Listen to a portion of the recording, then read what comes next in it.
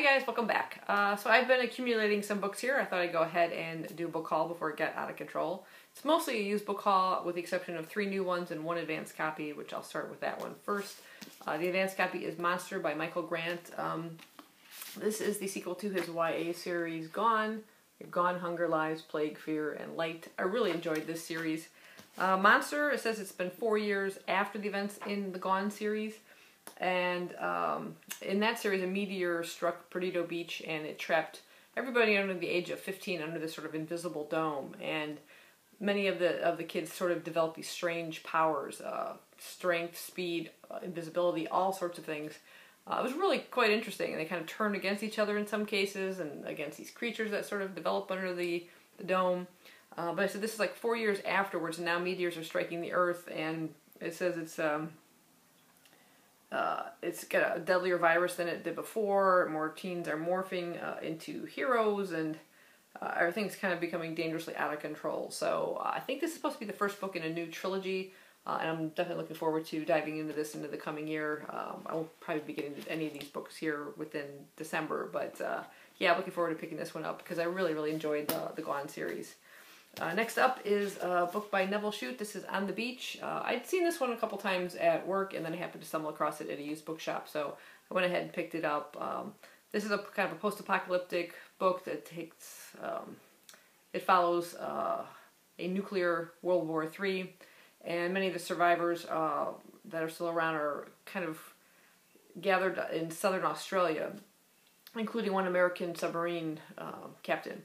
And there's a radioactive cloud sort of heading their way. It's kind of signaling imminent death for even the remaining survivors. And then suddenly he picks up a Morse code from somewhere up in Seattle in the United States. So there's signs that there's possible life. Don't know, but I'm thinking, isn't this radioactive cloud going to mean doom for everybody anyway? So I'm kind of curious how that's all going to play out, but I'm always fascinated by like apocalyptic or post-apocalyptic storylines. Let me get into several classics. I picked up E.M. Forster's A Room with a View. This is sort of a social comedy, social class is like the main topic. Let's go ahead and read the synopsis for you here. It says, visiting Italy with her prim and proper cousin Charlotte as a chaperone, Lucy Honeychurch meets the unconventional lower-class Mr. Emerson and his son George. Upon her return to England, Lucy becomes engaged to the supercilious Cecil Vyse, but she finds herself increasingly torn between the expectations of the world in which she moves and the passionate yearnings of her heart. So there's where the social class kind of comes into play. Real thin little classic. Heard that title bandied about for so long, and then I saw a copy of it. I decided to go ahead and pick it up. And then I've been wanting to try this author for a while now. Steve Donahue over his channel talks about him quite often, and he suggested this is a good starting point.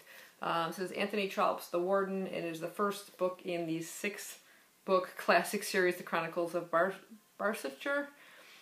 Set in the world of Victorian, professional, and landed classes. It's about basically a clergyman and who's being accused of the misappropriation of church funds, and the man who is accusing him of this also happens to be in love with the clergyman's daughter, so there's a bit of a conflict of interest here.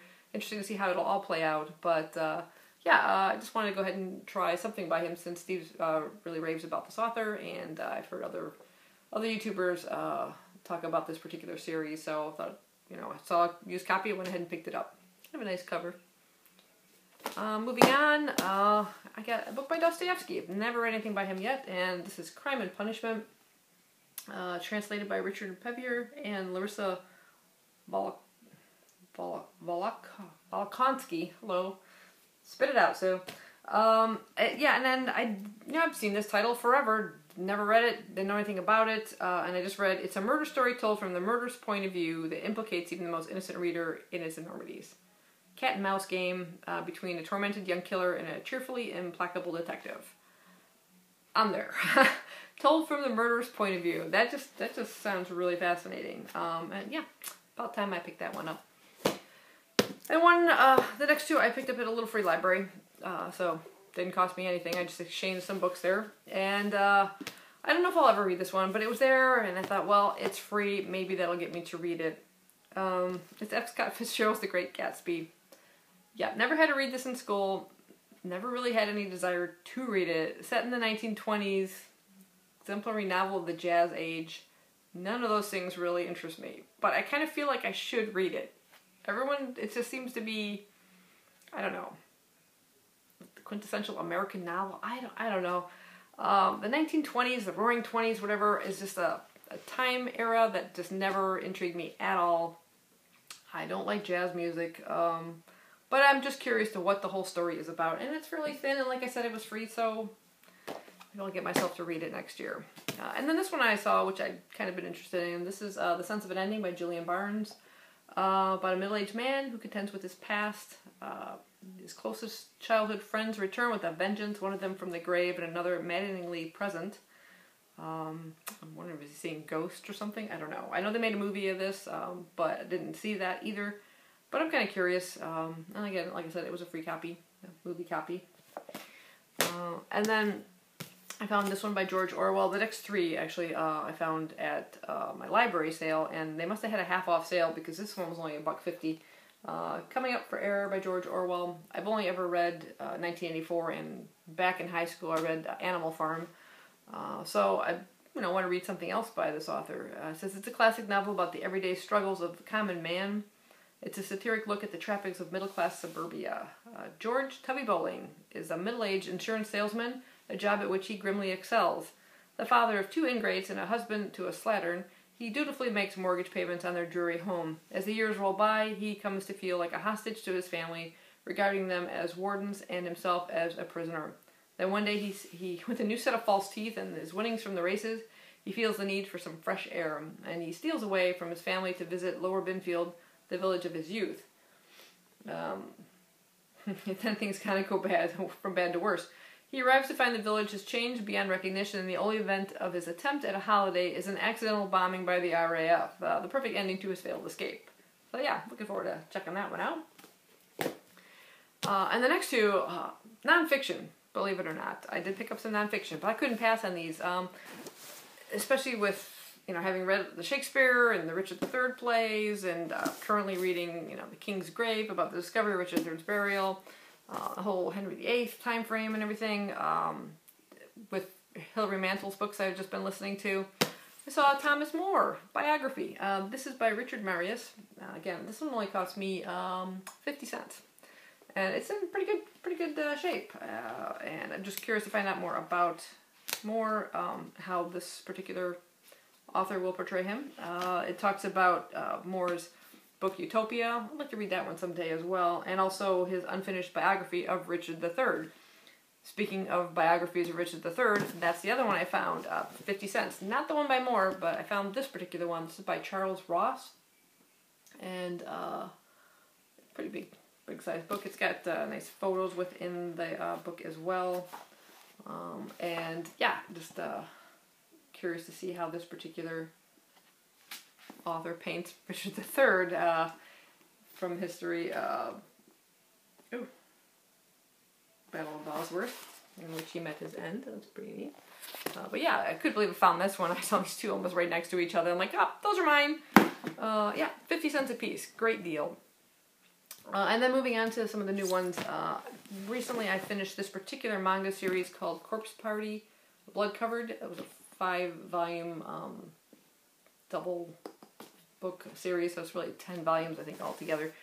But they came out with a sequel. It's a massive one. Look at that thing. It's Corpse Party, A Book of Shadows, and the series is by Mikado Kedouan. And it says, the past comes calling. Return once more to the haunted halls of Tenjin Elementary School to explore the what-ifs, should-haves, and could-have-beens of Corpse Party Blood Covered. After all, didn't everything wrap up just a little too nicely the first time around? So I thought that sounded awesome. It is a horror manga. Yeah, the way that the previous series was a bunch of kids from a school. They did some kind of a ceremony or something, and it transported them to like another dimension where a previous school used to sit on the grounds of their school. It's Tenjin Elementary School. And that school was sort of torn down because of horrible events that took place. There was a murder, and lots of kids were killed. And when they find themselves trapped in this other dimension, there's like the spirits of the dead children and the murderer. And They had to kind of fight their way out of the situation and turning on each other. It was really, really creepy. So this one apparently continues that series. We'll see where that one goes. And then another nonfiction that I came across. Actually, I ordered this from the Book Depository because I don't think you can get it in the States. It might be just English publication right now. But it's Transmission, My Quest to a Beard by Alex Birdie. This is a young YouTuber I have followed through his transition from female to male. He's documented everything, all his feelings, everything he's gone through. And I wanted to read his biography about that too. So it's kind of a bit of experimental the way they put it together with all sorts of illustrations and things. And yeah, I've already started reading this one actually. You can see where I'm at on page 97. And it's really good so far. But I've really enjoyed watching this particular YouTuber. He's really good. And the final one. The final one is kind of a gothic horror book. I was hoping it was going to come in time for my October reads, but I couldn't get it in time to include it. And I also ordered this one through the Book Depository because I liked the UK cover. I don't even remember what the US cover looked like, or even if it's even available in paperback in the US. I'm not even sure, to tell you the truth. I actually didn't come prepared for this book haul. But anyway, the one I have is paperback, and it's The Silent Companions. This is by Laura Purcell. It's just a gorgeous cover. And I love the little peephole with the eye looking through it. And when you open it up, well, that's what's looking at you. And I'm just going to read the synopsis. It says, newly married, newly widowed, Elsie is sent to see out her pregnancy at her late husband's crumbling country estate, The Bridge. So right there you got me. A crumbling estate is probably isolated. She's on her own for the most part. So yeah, all of those situations. With her new servants resentful and the local villagers actively hostile, Elsie has only her husband's awkward cousin for company, or so she thinks, for inside her new home is a locked room, and beyond its doors lies a 200-year-old diary hinting at the house's dark past and a deeply unsettling painted wooded figure, a silent companion, that bears a striking resemblance to Elsie herself. Doesn't that sound interesting? So yeah, love the cover on that too. Just gorgeous. So, that's my book haul. About 13 books, I think, in all. I got The Silent Companion, Alex Birdie's Transmission, a manga, Corpse Party. I'll put this one at the bottom because it's huge. Richard III's biography, Thomas More's biography, and this is not going to work. George Orwell, coming up for air, Sense of an Ending by Julian Barnes, the book I may or may not ever read, The Great Gatsby by Scott Fitzgerald, Dostoevsky's Crime and Punishment, Anthony Trollope's The Warden, still holding on, whoa, E.M. Forster's A Room with a View, Neville Shute on the Beach, and finally, whoa, Monster by Michael Grant. Yahoo! I made it. Oh, what a weightlifting. Woo. Time to go read. Hope you guys enjoyed it. If you've read any of these, let me know what your thoughts are. I'll talk to you later. Bye.